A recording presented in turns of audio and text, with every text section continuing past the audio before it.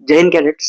Welcome to my channel ललिटोक्रेसी। आज मैं आपको बताऊंगा कि मैंने कैसे प्रिपेयर किया था एनडीए और सीडीएस एग्जामिनेशन के लिए। सबसे पहले तो मैं 12th में था, तब मैंने एनडीए की अटेम्प्ट दी थी। जब मैं 12th अपियरिंग था और 12th में मेरे फाइनल एग्जाम चल रहे थे, तब मैंने एनडीए के लिए अप्लाई किया था। और एनडीए के लिए अप्लाई किया था तो फर्स्ट फर्स्ट अटेम्प्ट मैंने ऐसे अटेम्प्ट किया था कि जैसे मुझे कुछ पता ही नहीं था। मैं बस सीधा सीधा चला गया था एग्जाम देने के लिए, विदाउट नोइंग कि इसमें नेगेटिव मार्किंग भी होती है।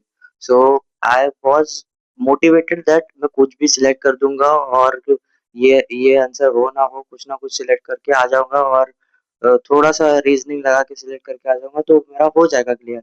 जो कि सबसे बड़ा मिथ है और सबसे बड़ा बेवकूफ ही होगा वो जो ऐसे ऐसे अटेम्प्ट देने जाएगा। तो पहली बात तो you should know that system of marking system of paper की कैसे चेक होते हैं पेपर, कितना नेगेटिव मार्किंग होता है, कितना पॉजिटिव मार्किंग होता है, वो सब you have to know first. तो जो भी फर्स्ट अटेम्प्ट देने जाने वाले एनडीए के लिए, जो मेरे जैसे लोग होंगे, जो फर्स्ट अटेम्प्ट में ऐसे टिक करके आ जाते हैं बिना देखे कि इसमें नेगेटिव मार्किंग भी है, तो उनके लिए ये वीडियो है। तो ये मेरा फर्स्ट टाइम एक्सपीरियंस था मेरे पेपर के साथ। और फिर सेकेंड टाइम मैंने एक ऑनलाइन कोर्स ले लिया था। ऑनलाइन कोर्स से मैंने पढ़ाई की। फिर पढ़ाई की तो मैंने तभी अच्छा स्कोर कर लिया था बहुत, but due to some silly mistakes फिर से मेरा रह गया था। फिर थर्ड अटेम्प्ट में मैंने वापस ऑनलाइन कोर्स लिया था, ज्यादा से ज्यादा प्रैक्टिस किया। तब तक मुझे पेपर का एल्गोरिदम भी पता चल गया था कि कहाँ कहाँ से क्वेश्चन आते हैं। तो फिर मुझे तब तब मैंने अटेम्प्ट किया, फिर तब जाके मेरा रिटर्न क्लियर हुआ। फिर रिटर्न क्लियर होने के बाद मैं कॉन्फ्रेंस ये एसएसबी में गया। एसएसबी में मैं स्क्रीन आउट हुआ। फिर तब तक मेरा एज लिमिट खत्म हो चुका था। फिर after graduation I applied for CDS examination. तो आफ्टर ग्रेजुएशन नहीं, मैं जब मैं सेकेंड ईयर थर्ड ईयर में था, मैंने तब से ही शुरू कर दिया था अप्लाई करना सीडीएस एग्जामिनेशन में। तो तब मैंने मेरी प्रेफरेंस आईएमए और ओटीए रखी थी। First preference is for IMA and second for OTA. तो फिर मैंने मैथ्स का भी पेपर दिया था। तो पहला पेपर होता है इंग्लिश का, फिर होता है जीके का, फिर होता है मैथ्स का।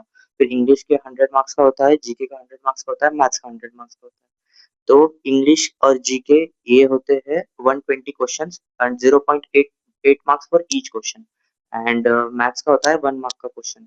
तो ये ऐसे मैंने दो अटेम्प्ट दिए। फर्स्ट अटेम्प्ट में मेरा नहीं हुआ, सेकंड अटेम्प्ट में मेरा हुआ था। फिर से मैं स्क्रीन आउट हुआ था। I was lacking in SSB for screening process. तो उस पे मैंने वर्क किया। वर्क करने के बाद फिर से मैंने अटेम्प्ट किया। फिर अटेम्प्ट करने के बाद मेरा रिटर्न ही क्लियर नहीं हुआ। फिर अगेन दिस हैपेंस कि एक बार रिटर्न क्लियर हुआ तो दूसरी बार नहीं होता है। कोई कहीं पूरा एल्गोरिदम पेपर का चेंज हो जाता है। कभी कभी जैसे अभी हिस्ट्री में लीजिए तो फिर मॉडर्न हिस्ट्री से कभी कभी ज्यादा सवाल पूछ लेते हैं। फिर नेक्स्ट अटेम्प्ट में मॉडर्न हिस्ट्री का एक भी सवाल नहीं होता है, फिर एंशियंट हिस्ट्री के सबसे ज्यादा क्वेश्चन हो जाते हैं। तो ऐसे एल्गोरिदम चलता है पेपर का। तो that we need to understand कि क्या एल्गोरिदम है पेपर का। ये बार पिछले साल कैसा पेपर आया था, ये बार कैसा पेपर आ सकता है, पिछले साल कौन से टॉपिक से क्वेश्चन आए थे, ये बार वो टॉपिक आएगा क्या, पिछले दो पेपर में कौन से क्वेश्चन रिपीट हुए हैं, वो क्वेश्चन रिपीट होंगे क्या। तो मोस्ट ऑफ द टाइम हम देखते हैं कि पेपर सॉल्विंग में ज्यादा फोकस करते हैं। तो पेपर सॉल्विंग इज समवेयर, कहीं ना कहीं जाकर पेपर सॉल्विंग भी काम करना बंद कर देता है, क्योंकि अभी सिलेबस भी चेंज हो जाएगा। पूरा इंडियन हिस्ट्री पूरा है ना, बहुत बड़ा है इंडियन हिस्ट्री। तो वो कहीं से ना कहीं से भी क्वेश्चंस आ जाते हैं।